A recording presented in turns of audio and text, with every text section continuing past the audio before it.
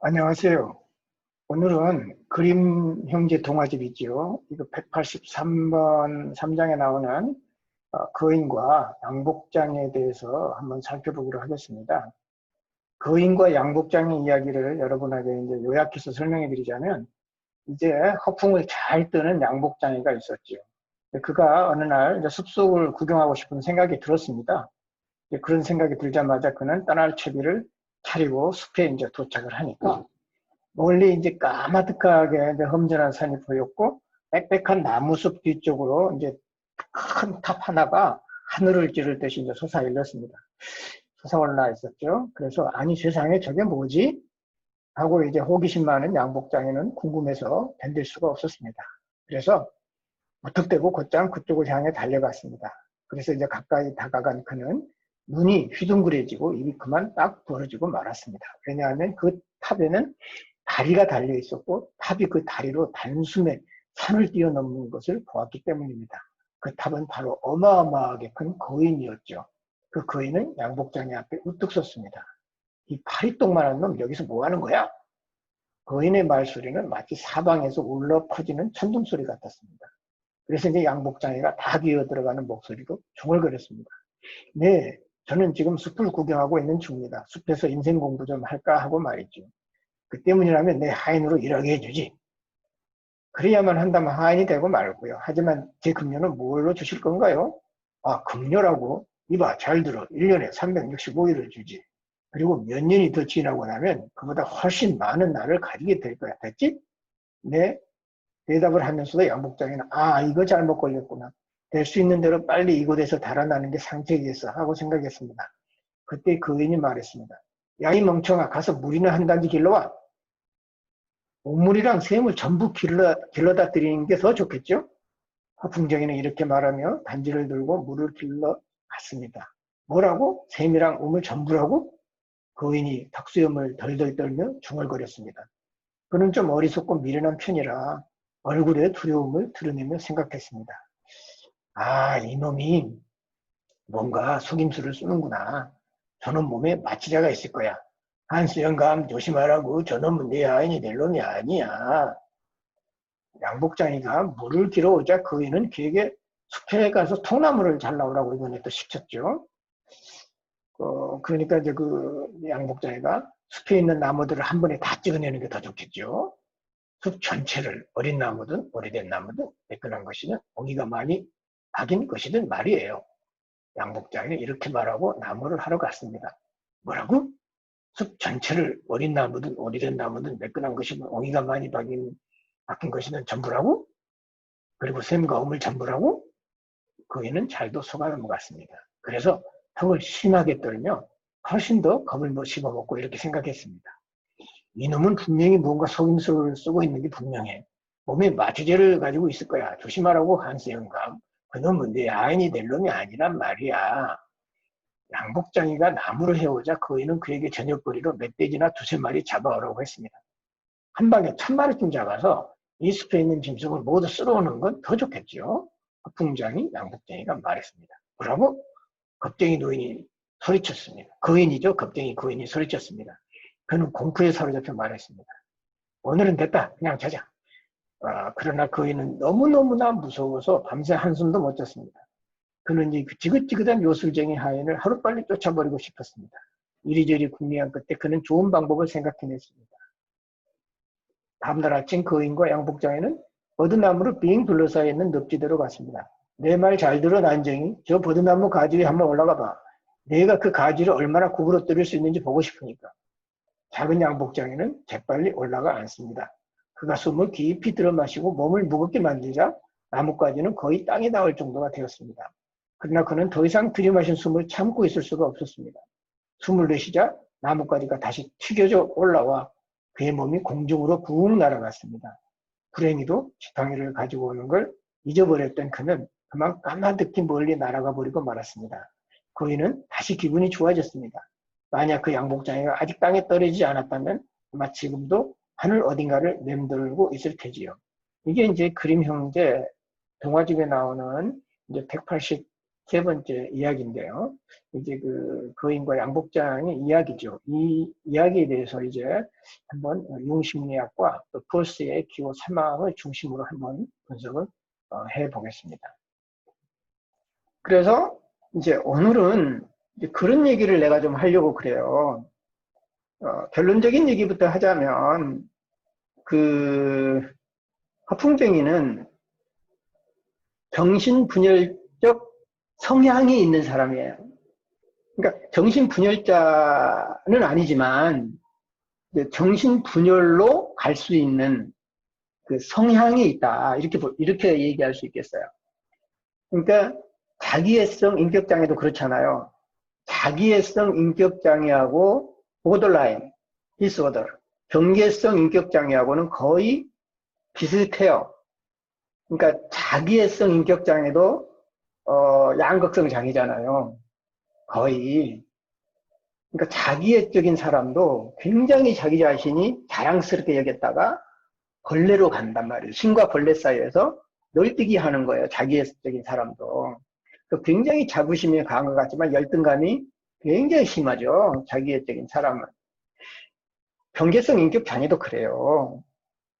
그 두 영역이 정신분석에서는 가장 치료하기가 힘든 영역입니다. 사실은.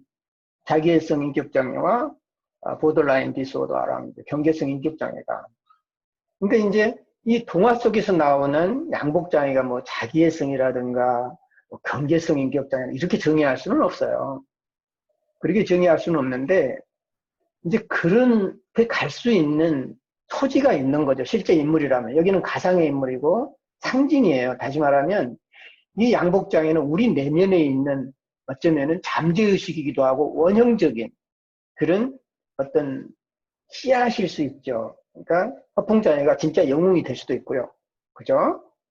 정말 영웅이 될 수도 있고 허풍이 현실화되는 거죠. 이제 뻥쳤는데 진짜 되는 거예요. 근데 이제 그게 이제 그런 사람도 많이 있어요. 아, 나 이거 할 수 있어. 막 굉장히 뻥을 쳤는데 자기가 한 말이 있거든. 그러니까 나중에는 진짜 노력을 해서 성취하는 사람이 있어요. 허풍쟁이가 이제 뒷걸음질 치다가 이제 쥐새끼 한 마리 잡는 격이죠.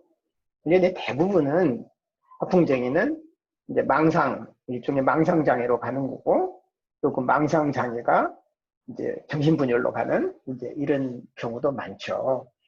하나의 이제 그 상징적이고 암시적인 이야기다.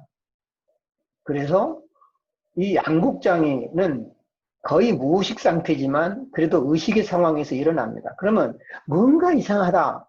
뭔가 이상한데 이 정도예요. 뭔가 이상해 그냥. 근데 이 양복장애는 날아가가지고 공중에 떠 있어도 모르잖아요. 마지막까지. 그러니까 되게 그 마지막까지 모르고 죽어요 그냥. 그렇지만 뭔가 이상해. 그러면 이 뭔가 이상한 것을 보상해주고 돌아보게 하는 게 뭐죠? 무의식이죠. 무의식적인 것이 올라왔는데 올라오다 말아버려. 의식의 저항 때문에. 그래서 우리는 꿈을 분석할 때 어려움이 뭐냐면 바로 이런 거예요. 꿈 분석을 할 때 굉장히 많은 저항이 올라와요. 그리고 그 꿈에서 어떻게든 나한테 도움이 되는 그 위로가 되는 방향으로 해석하려고 그러지 이 자기의 그 폐부를 찌르는 것을 받아들일 수가 없어요. 왜냐하면 너무 아프니까. 또 하나는 너무 아파서 못 받아들이고 또 하나는 자신이 없어요. 받아들인다 한들 그걸 수정하고 고칠 여력이 없는 심리적 에너지가 없는 거예요. 그럼 우선 살 길은 뭐예요? 부인하는 거죠. 내가 살기 위해서. 저항이라고 하는 것은 살기 위해서 부인하는 거예요, 사실은. 그거 나 알아. 아는데도 안 되는 걸 어떻게 해. 이런 거죠. 그럴 때 이제 굉장히 그 분석가는 또 굉장한 좌절을 느끼고 굉장히 힘들어지는 거죠. 그런 이제 저항이 심할 때. 그래서 여기 보면 이제 이 의식이 추구하는 거는, 즉, 이 의식이 기호라면, 기호가 추구하는 거는 대상인데, 이 대상은 뭐예요? 무의식이죠. 결국은 이 의식과 무의식은 무엇을 요구하는 거예요? 전체성으로 가는 거죠. 응? 의식과 무의식이 만나서 전체를 이루고자 하는 그 전체성의 원리가 이 안에 있는 거예요. 근데 이제 이 동화에 보니까 숲속으로 간다고 나오잖아요. 아마 그 여러 버전이 있는 것 같아요, 이 이야기에. 그래서 어떤 버전은 세상으로 나간다 이렇게 나와요. 숲속이나 세상이나 여러분 이제 잘 보십시오, 여러분. 이제 내가 쓴 영어에 보면은 look about the world. 세상 구경을 하기 위해서 나가는 거예요. 그럼 얼른 여러분 생각에 숲이라고 하면 무의식으로 많이 알고 있죠? 세상은 의식일까요? 무의식일까요? 노명자 선생님.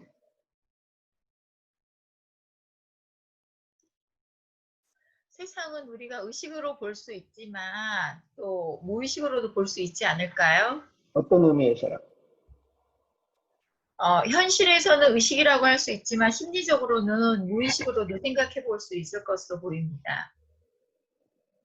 그러니까 우리 노명자 선생님은 그냥 말은 잘해.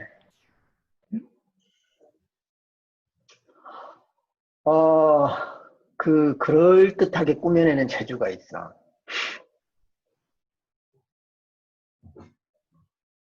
그 세상은 우리가 살고 있고 눈으로 보고 지각하고 있기 때문에 의식으로 볼 수 있잖아요. 네, 근데 실상은 무의식이에요, 사실은. 왜냐하면 세상이라고 하는 것은 절대 우리가 알 수 없어요. 결코 never. 우리 인식 바깥에 있어요, 세상이. 그러니까 뭐냐면 우리는 세상을 만만하게 보는 거예요. 우리가 세상에 있어서 하는 경험이 우리 집만, 우리 가정만 벗어나면 몰라요. 진보는 보수의 세계를 절대 몰라요. 특히 우리나라에서. 보수는 진보의 세계를 절대 몰라요. 이해할 수가 없어요. 그 아주 나쁜 놈이에요, 아주 그냥. 다 그냥 없어져야 될 존재예요, 그냥.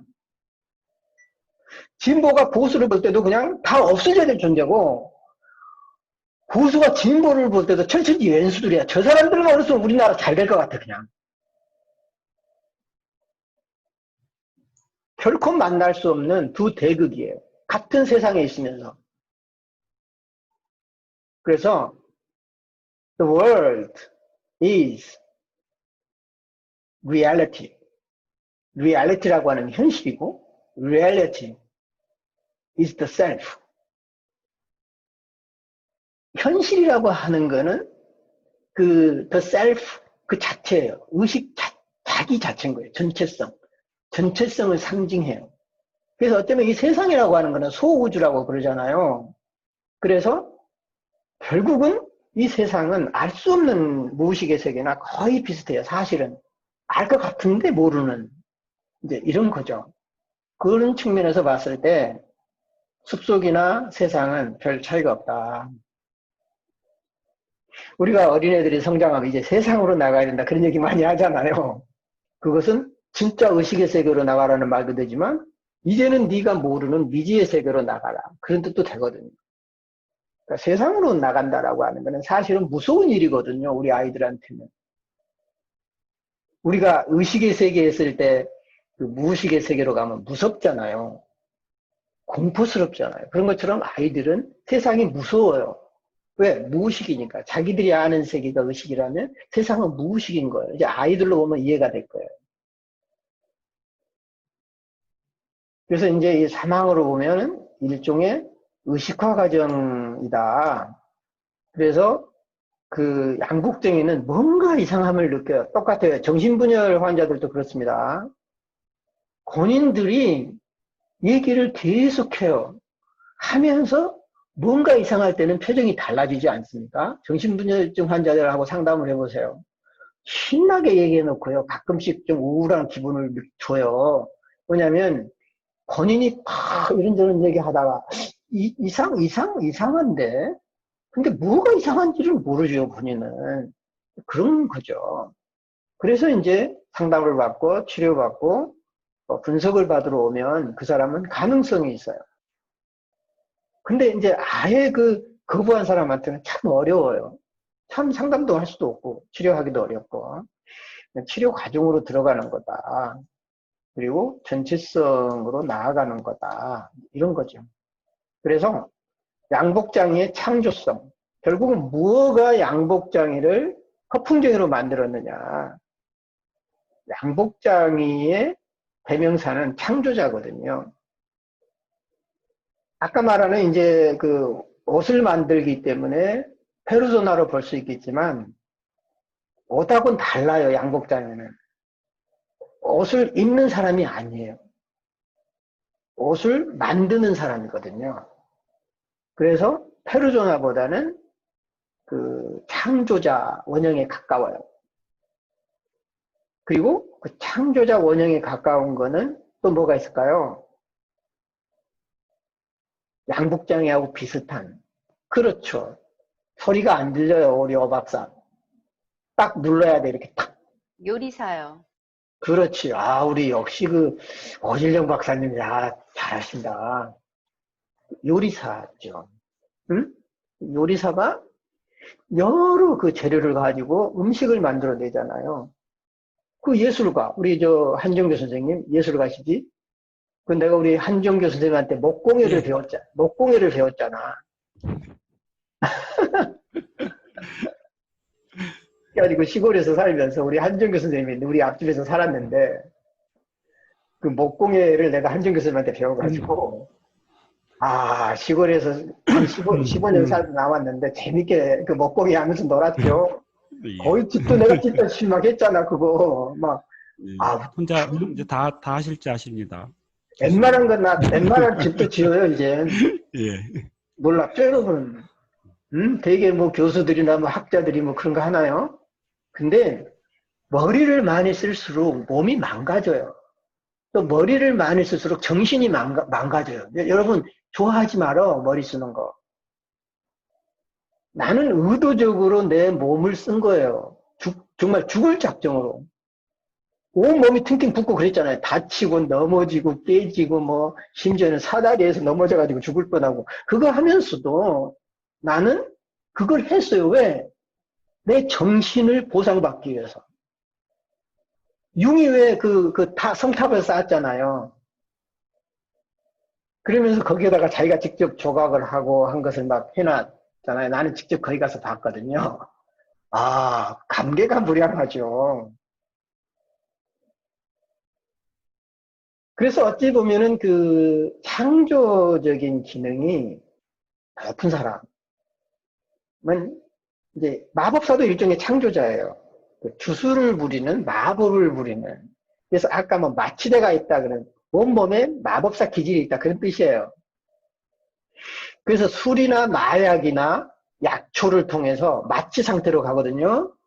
그래서 트랜스 상태로 가서 신의 영역으로 간단 말이죠. 그러면서 그것은 신이 되기 위한 하나의 과정인 거죠.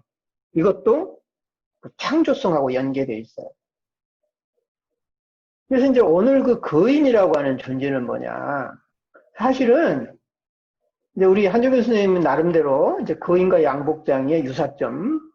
사실은 나도 그 얘기 했어요. 자아와 그림자와 관계다. 이제 그런 얘기를 했는데 거인이란 존재가 뭘까? 반신 반인이에요. 그러니까 반은 신이고 반은 인간이에요. 그러니까 뭐냐면 두 발은 땅에 딛고 있잖아요. 그리고 머리는 하늘을 치받치고 있어. 근데 하늘에 닿지도 못하고 땅에서 살지도 못해. 어찌 보면 반은 사람이고 반은 신이 되고 싶은 거죠. 그거는 우리 모두에게 있어요. 왜냐하면 우리 모든 인간에게는 신성이 있거든요. 내 안에. 그건 타고난 거예요. 성경에도 그런 얘기 있잖아요. 하나님의 이미지로 만들었다는 얘기는 신이 될 뻔하다가 못 됐어요. 인간은 어찌 보면. 그렇기 때문에 그 신이 되지 못한 아쉬움이 있어. 그리고 아차하면 신에게 도전해. 그래서 신의 자리를 넘봐. 누구한테나 있는 거예요. 그러면 그 거인은 뭐냐? 바로 그런 인간의 신이 되고자 하는 욕망의 표상인 거죠. 응? 그래서 이제 성경에도 뭐 네피림이라고 하는 거인족에 대해서 나오고 또 뭐 전 세계적으로도 그 거인에 대한 이야기들이 참 많잖아요. 그래서 모든 인간이 가지고 있는 욕망이다. 그래서 양복장이의 창조성, 이 창조성이라고 하는 것은 신성하고도 통하거든요. 신성. 거룩함이 아닌 전능성이라 할까요? 이런 신성. 모든 걸 할 수 있다라고 하는 그 전능성.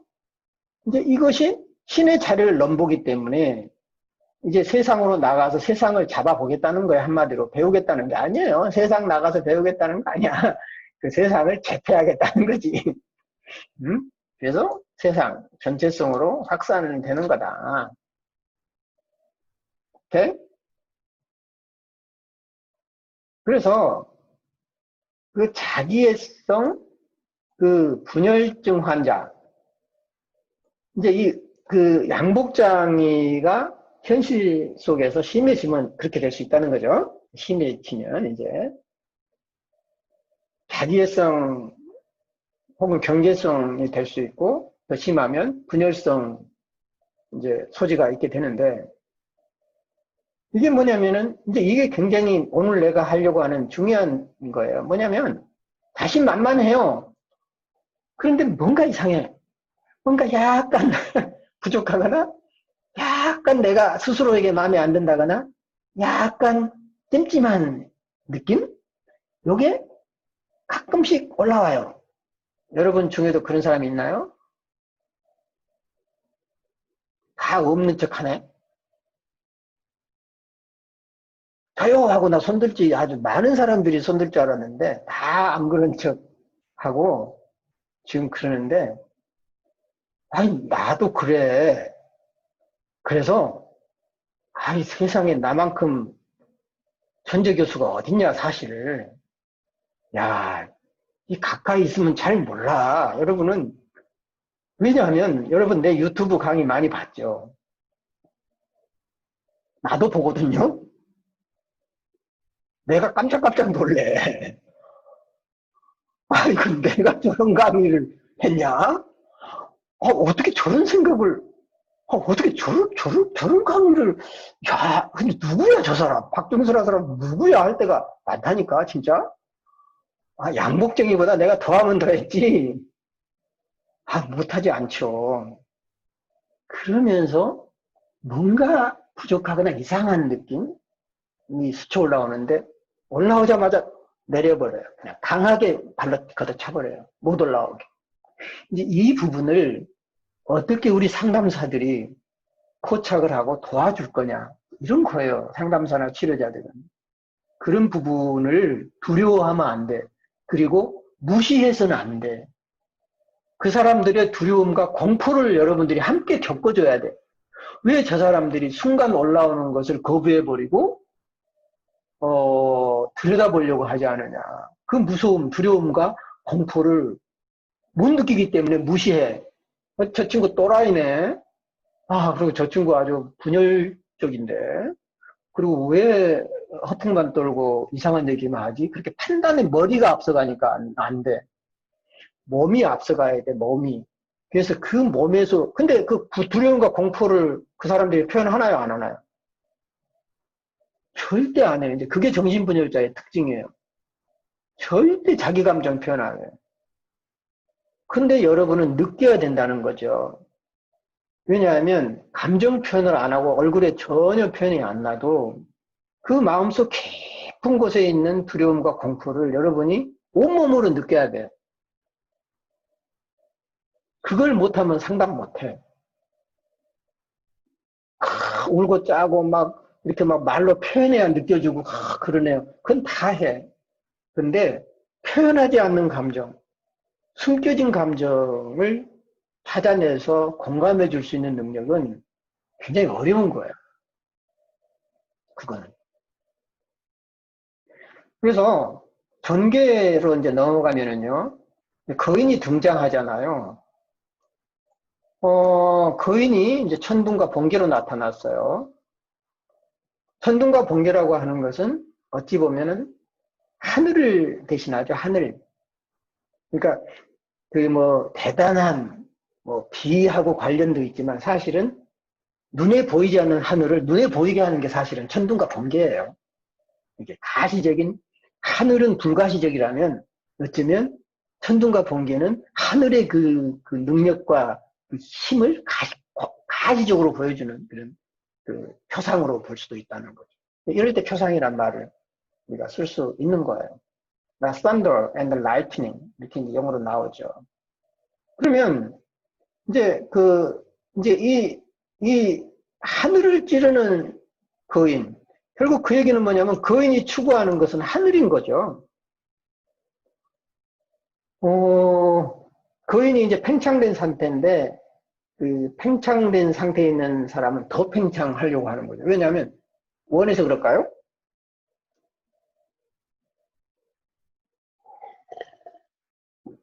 지금 굉장히 심각한 질문을 던졌어요. 그 자기애적인 사람이 자기가 원해서 좋아서 막 자랑하고 뻐기고 폼재고 다른 사람에서 잘난 척할까요? 이런 질문인 거예요. 거인이 이미 팽창되고 이미 그 정도만 해도 무서운 존재인데 아니 그만큼 큰 건데 더 커지려고 하는 거잖아요. 어찌 보면.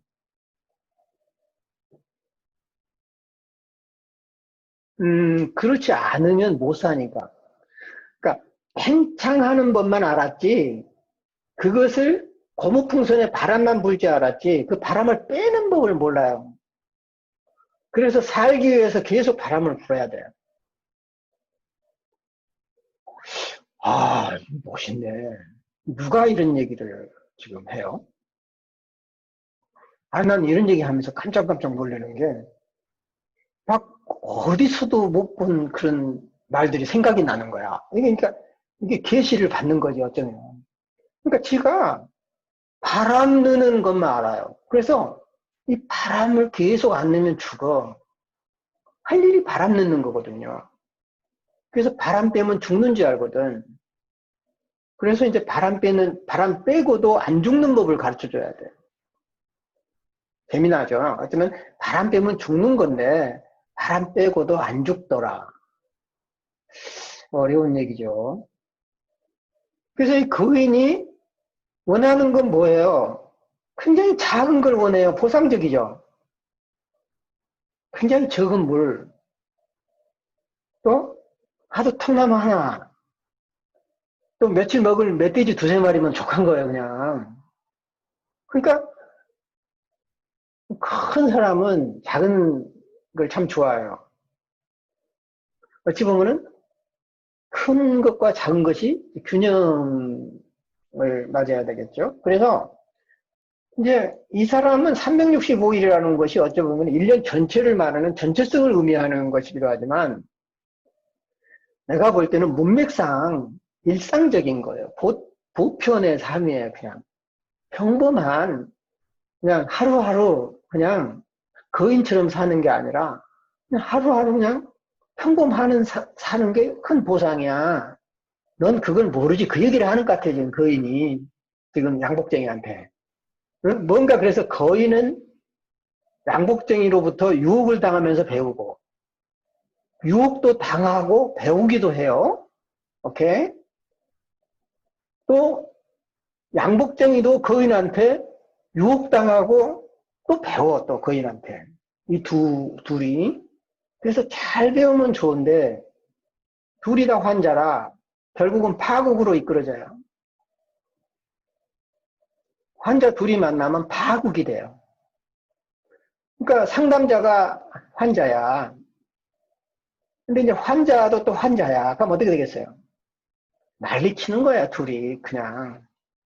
응? 상담자가 환자면 어디 간지 몰라, 그 배가. 근데 상담자는 절대 자기가 환자라고 생각하지 않아. 건강한 환자도 있겠지만, 힘들어진 환자 같으면 어렵다. 상담을 해서는 안 된다. 상담을 받아야 된다, 그 순간은. 상담을 끊고. 아, 내가 상담할 정도가 아니. 그러니까 뭐냐면, 상담자가 굉장히 그 심각한 정신적인 그런 고통에 시달리고 있을 때는 이제 환자한테 의존하게 되거든요. 그래서 환자 피 빨아먹어요.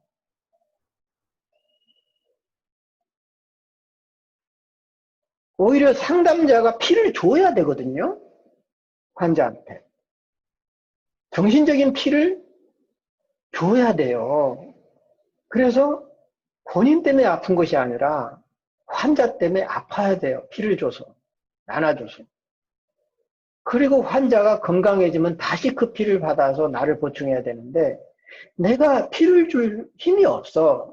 그러니까 환자 피를 뜯어먹어. 힘들어지지요. 아, 이건 너무 심각했나? 결국은 그런 어떤 거인이 바라는 것은 아주 단순하고 순박함이죠. 이거는 결국은 보상심리가 그 안에 있는 거예요. 거인으로 살고 싶기 싫은 거예요. 그럼 거인이라고 하는 건 뭐냐? 땅을 떠날 수 없어요. 이게 한계예요. 그리고 거인은 뭐죠? 반은 신인 것 같은데 반은 인간이라 죽어야 돼. 이게 이제 여러분 그 인류 최초의 그 거대한 서사시, 길가메시 서사시 들어봤어요? 그 길가메시 서사시에서 보면은 길가메시가 3분의 1은 인간이고 3분의 1은 신이잖아요. 신이 되고 싶어서요, 언제나. 그래서 영생을 추구하다가 결국 안 된다는 걸 깨닫잖아요. 지금 거인과 지금 양복장에도 그런 거예요. 어쩌면 신이 되려고 하는데 안 된 거예요, 지금.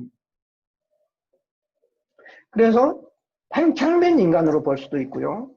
유한성이 있어요, 여전히. 팽창은 됐지만 죽어야 되고 땅에서 살아야 된다는. 거인이 하늘을 날 수는 없어요. 하늘을 나는 거인도 있겠지만 땅에 있어야 돼요. 팽창된 상태다. 결국 양복장의 그림자예요. 거인은. 양복장의 1차 목표가 거인이에요. 근데 거인을 만나봤더니 아무것도 아니거든. 아, 자식이 덩치만 컸지? 아, 이놈이 시시하게 뭐 적은 물이나 하려 그러고, 뭐 통나무 하나나 가져달라 그러고, 아니 뭐 돼지 새끼 뭐 돼지 몇 개 뭐 두세 마리만, 이게 거인이야. 너랑 안 놀아 자식아. 이거거든. 그러니까 자기애성하고 환자하고 분열증 환자하고 만날 때는 거인이 되면 안 돼. 신이 돼야 되거든요. 근데 그 신도 가짜 신이 있는데 그 가짜 신이 아니고 진짜 온전한 신이 돼야 돼. 그래야 자기애성 환자나 분열증 환자가 굴복하면서 신뢰해. 그 다음부터는 치료가 돼. 근데 신의 흉내를 낸다거나 가짜 신 흉내를 낸다거나 거인 행세를 했다가는 분열증 환자는 우습게 보죠. 만만하게 봐버려. 그래서 또 거인이라고 하는 것은 뭐냐면 사실은 남근이에요, 남근. 프로이드식으로 보면. 그 거대한 탑이라고 그랬잖아요. 그러니까 프로이드식으로 보면 남근으로 해석하겠지만 융식으로 보면은요, 부성원형이에요, 부성원형. 아버지상인 거죠, 어쩌면. 거대한 아버지상이에요. 근데 적은 물, 통나무, 멧돼지 다 모성상이에요. 재밌죠? 그래서 이 거대하게 커진 남근을 중화시킬 아주 그 뿌띠한 작은 모성을 원한 거 어찌 보면 그게 어떤 확장된 남성성으로 볼 수도 있겠다. 하늘을 찌르는 그 거인이라고 하는 것은. 그래서 과다한 부성적 에너지다. 그래서 하늘이라든가 탑이라든가 개인 다리가 전부 같은 남성상이에요. 재밌잖아요. 이런 것들이. 그러면서 균형을 이루고자 하는데 적절한 모성적 에너지의 공급, 이런 거죠. 그래서 이거는 보상심리가 있는 거예요. 근데 이제 반면에 여기 보시면은 양복자에는 뭐죠? 거인의 그림자로 나타났죠. 근데 이 양복자가 추구한 거는 또 뭐죠? 물 전체, 야, 시시하게 물 조금만 가져와. 다 갖다 줄게. 그럼 무슨 얘기냐면, 융이 말하는 부분과 전체 문제예요. 부분과 전체 문제로 보지 않으면 안 돼요. 부분을 전체화하는 게 자기애적인 성향이고 팽창된 인격이에요. 만화 인격이라고 그러죠. 용한테는. 이것을 뭐 환상이니 뻥튀기니 팽창이니 뭐 그런 표현도 맞겠지만 이것은 그 자기가 가지고 있는 작은 능력을 신의 능력의 반열로 끌어올리는 거죠. 응? 자기가 보는 환상, 또 자기가 체험하는 무의식의 세계, 자기가 경험한 영적인 세계가 전부인 줄 알아. 그런 사람들 얘기 들어보면 영의 세계 좋아하는 사람들 있잖아. 그게 전부인 줄 알아. 왜? 보통 사람들은 그것도 못 보거든요. 보통 사람들은 그 영적 세계라든가 환상의 세계를 잘 못 보잖아요. 근데 본인은 그걸 봤거든요. 그 세계에서 놀아봤어. 근데 또 그게 마치 전부인 줄 알아. 이게 문제인 거예요. 이게 문제인 거예요. 그러니까 어쩌면 자기는 거인 상태에 있는 거를 마치 전체를 장악한 것처럼 생각할 수 있다는 거죠. 그래서 이제 뭐 나무 전체, 짐승 전체, 천마리. 이 천마리라고 하는 전체성이죠. 양복장이는 뭐죠? 부분을 전체화해버리는 거예요. 이게 소위 말하면 융이 말하는 일방성인 거예요. 그 자기애적인 성향에 있는 사람의 일방성의 대명사죠. 그죠? 분열증 환자는 뭐 다 일방적이고. 그래서 늘 전체와 동일시하는 거다. 역보상이에요. 응? 자기는 그 보상을 받기 위해서 더 뻥튀겼어요. 그냥 그 욕망을 채우지 못해. 그러니까 욕망을 계속 그냥 바람을 부는데 이것도 자기를 보상으로 알아. 그래서 그걸 뻥 튀길수록 이제 그 뭐냐면 이제 배가 터져 죽을 때까지 그냥 바람을 부는 거죠. 이게 어떤 고기가 그렇죠? 배 터져 죽는 거? 배 꾹 나온 건 뭐예요? 황소와 개구리 동화요. 그러기도 하고 또 보고 보면 배가 빽 불러 있잖아요. 보고를 보면 빵 터져 죽을 것 같은데 안 죽어 잘. 그러니까 보고는 그 배 터져서 안 죽는 거 보면 그 팽창된 상태를 타고난 것 같아요. 그건 괜찮아요. 근데 우리는 팽창된 상태를 타고나지 않기 때문에 팽창됐으면 죽어요. 그러니까 타고난 사람은 괜찮은데 나처럼 그 팽창된 상태를 타고나면 괜찮아요.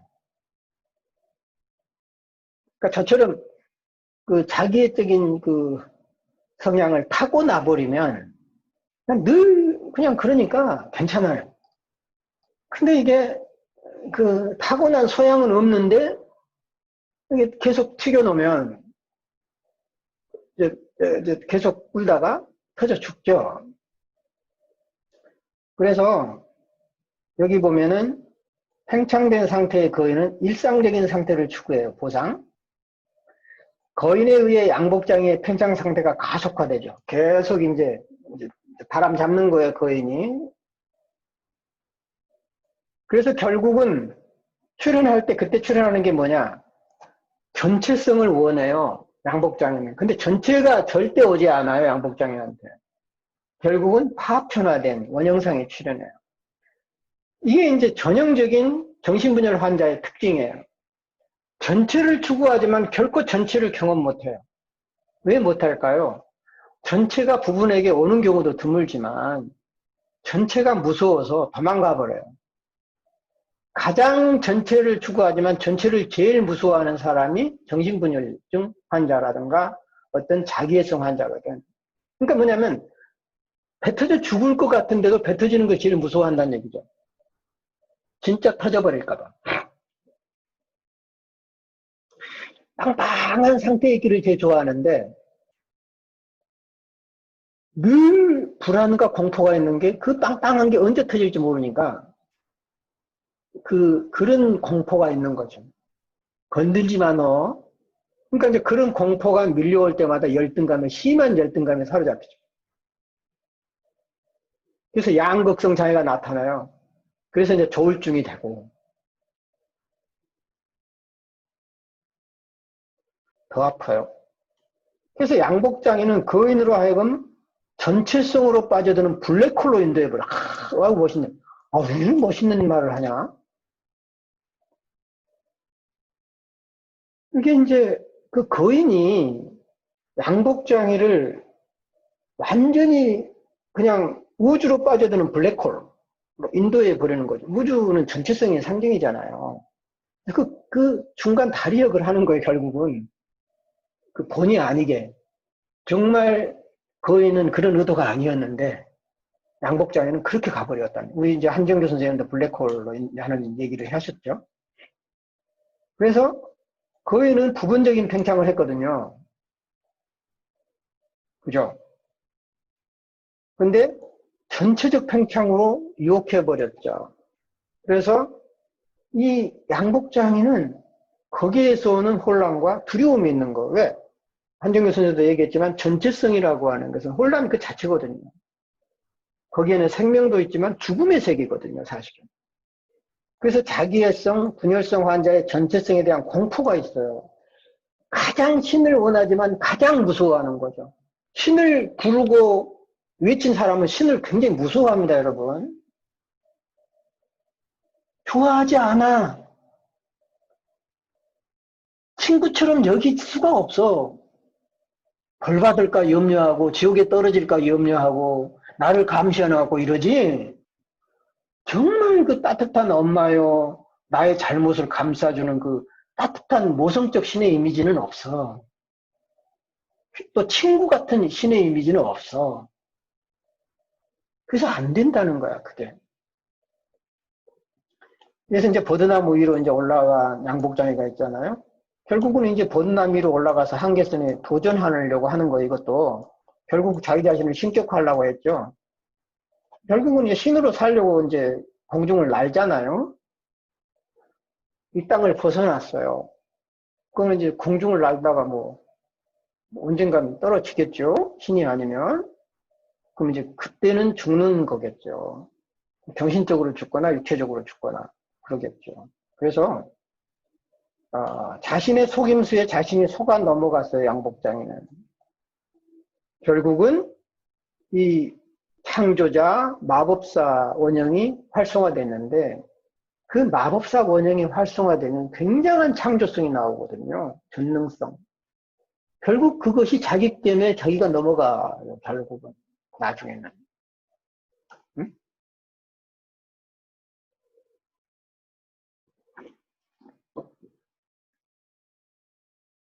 결국 지팡이를 이제 다른 식으로도 해석할 수도 있지만 이 지팡이는 대조되는 게 있어요. 사실은 하늘, 탑, 긴 다리하고 대조돼요. 이것은 거대하게 팽창된 남근이라면 어쩌면 지팡이는 나를 지탱해줄 작은 남근이에요. 나를 지탱해주는 그런 그 작은 남근, 적절한 남근, 그리고 또 지팡이는 지탱해주는 힘이 있거든요. 그 나를 소위 팽창된 자아를 절제하고 그리고 땅을 벗어나려고 하는 자아를 땅에 딛게 하고 나를 통제하고 절제하는 역할을 해요, 지팡이가. 그래서 그 거인의 그것과 굉장히 소위 그 팽창된 활성화된 부성 원형이 진정된 정상적인 부성 원형이 된 건데 이걸 안 가지고 있다 보니까 자기 자신을 통제하지 못하고 결국은 공중분해되는 셈이 되는 거죠. 땅하고의 연결 수단이거든요. 그래서 이제 결말은 양복장애가 땅에 떨어지기를 바라는 거인. 왜 또 그걸 바랬을까요? 또 거인은 야, 네 꼬라지를 알아. 왜?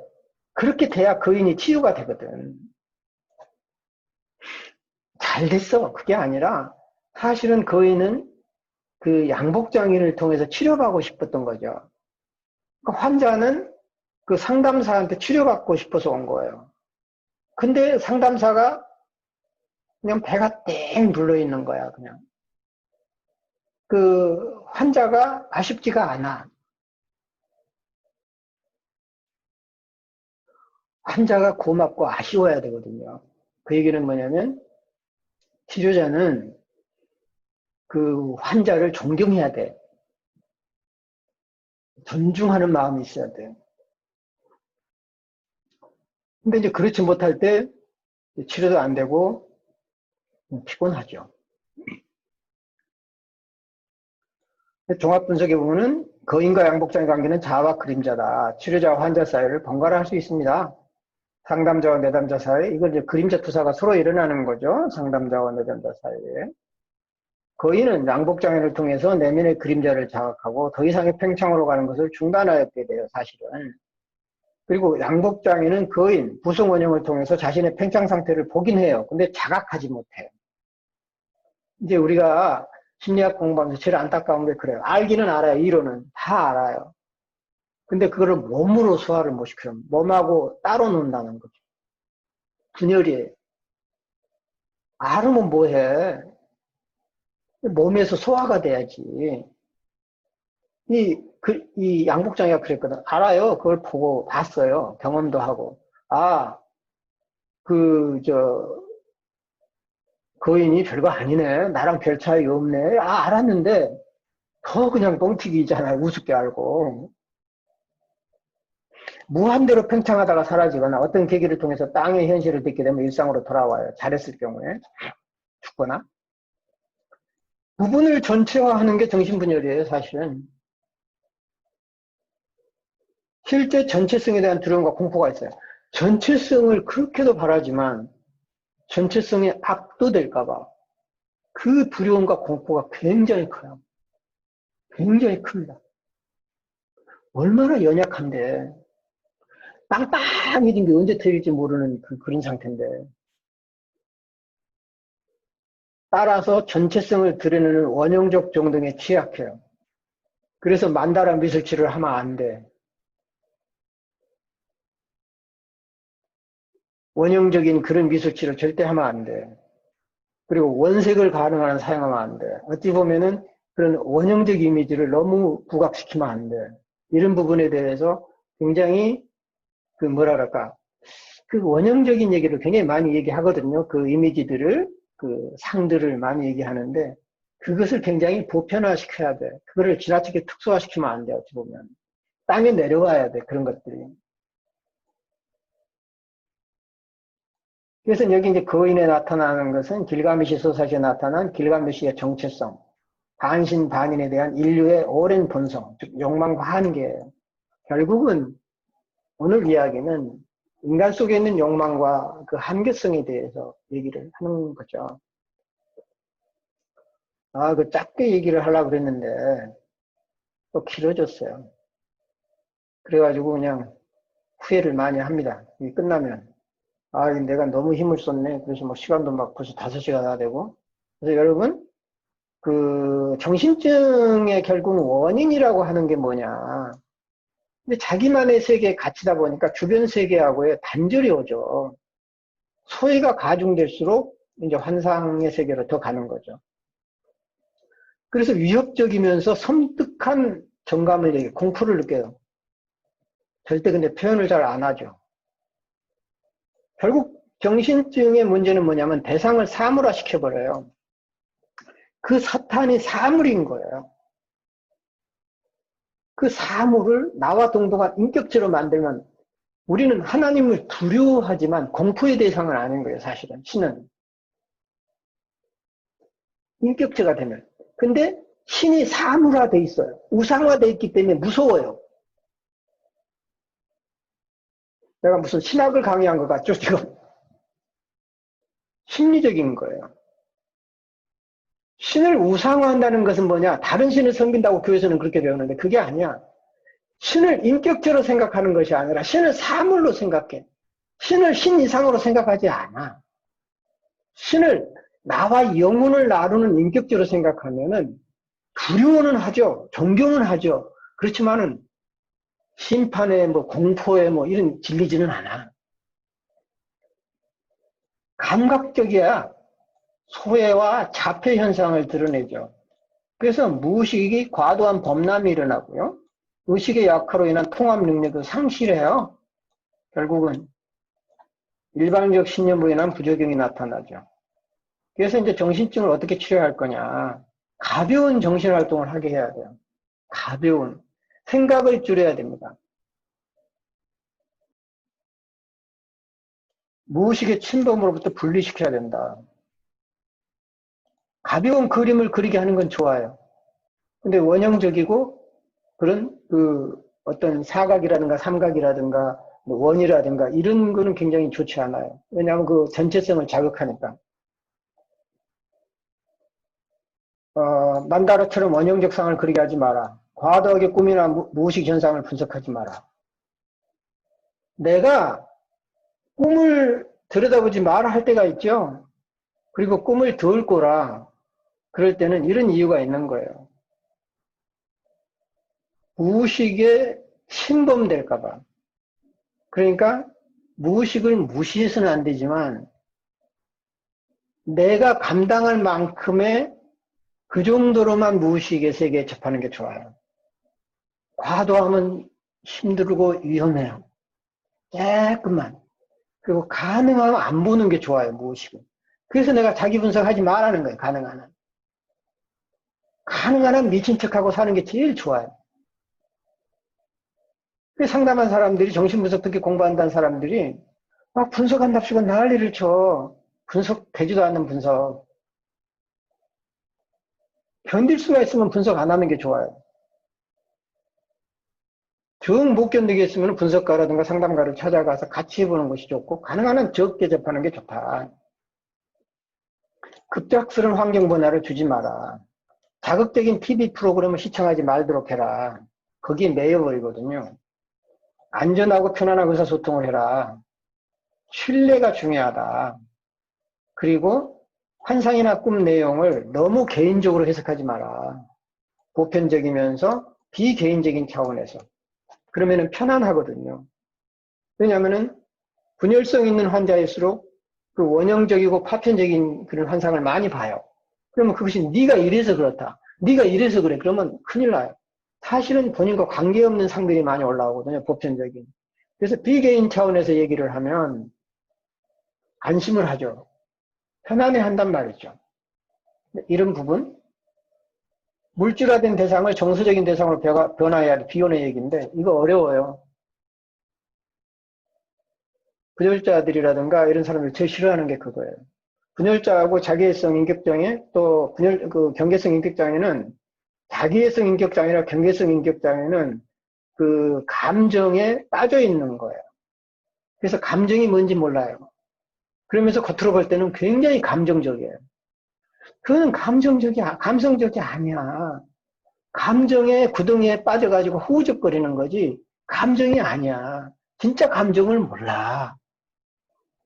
다시 말하면 수치심이라든가 이런 거짓 감정을 되게 느껴요. 그런 사람들은. 그리고 자기 감정을 속여요.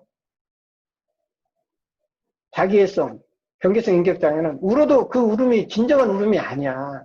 자기는 진짜 울어. 그게 진짜야, 자기한테는. 근데 전부 가짜 울음이야, 그게. 진실한 참아의 눈물이 아니라는 거죠. 분노와 시기와, 응?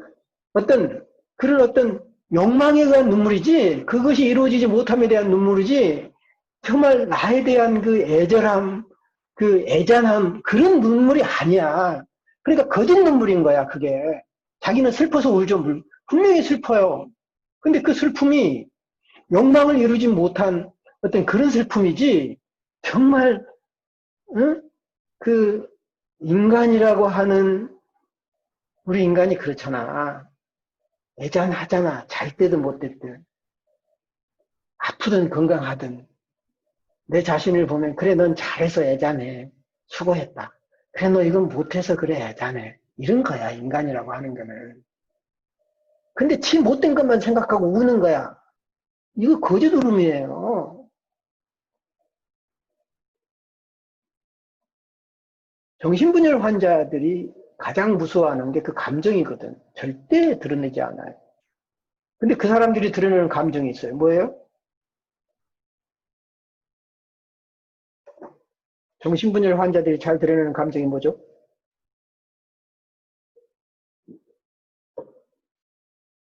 뭐예요? 격분. 분노가 아니야, 격분이지. 분노할 줄 몰라요.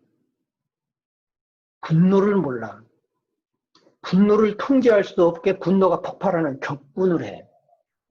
그리고 그의 감정은 전혀 몰라. 드러내지 않아.